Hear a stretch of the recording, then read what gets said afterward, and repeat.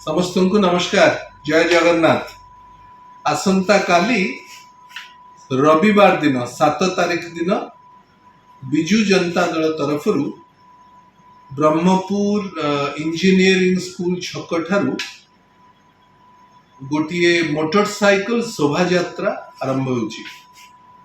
पूरा सहर परिक्रमा करी माँ बुढ़ी ठाकुराणी पाखरे दर्शन करी आमे बिजु जनता दल गोटे कार्यकर्ता सम्मेलन रे समस्ते एकजुट हेबा एवं तापरे ब्रह्मपुर सहर बंगाली साही ठारे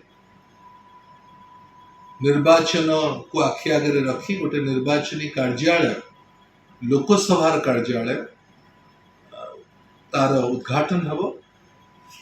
ये जो दिन तमाम ये कार्यक्रम संध्या 3:30 राति कार्यक्रम शेष हवा पर्यंत आपण मानू समस्त को अनुरोध जे निश्चित भाव रे ये शोभा यात्रा रहिबे।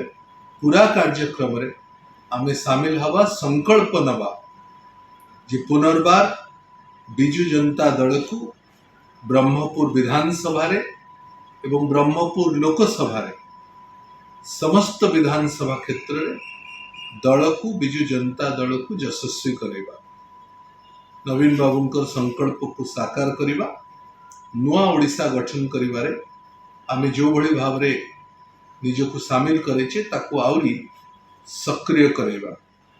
पूर्वतन विधायक एवं आजी बिजु जनता दल विधानसभा प्रार्थी श्रीयुक्त चाव पट्टनायक महोदय, आमर गोपालपुर विधानसभा प्रार्थी श्रीयुक्त विक्रम पंडा महोदय, ब्रह्मपुर आजिकार सांसद श्रीयुक्त चंद्रशेखर साहू महोदय, आमर मेयर डेप्यूटी मेयर, समस्त कॉर्पोरेटर दलर समस्त वरिष्ठ नेता, युव छात्र महिला समस्त इथे उपस्थित रहिबे।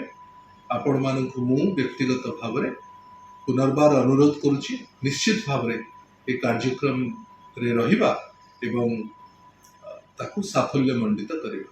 बहुत बहुत धन्यवाद। नमस्कार। आसंता काली ब्रह्मपुर शहर देखा।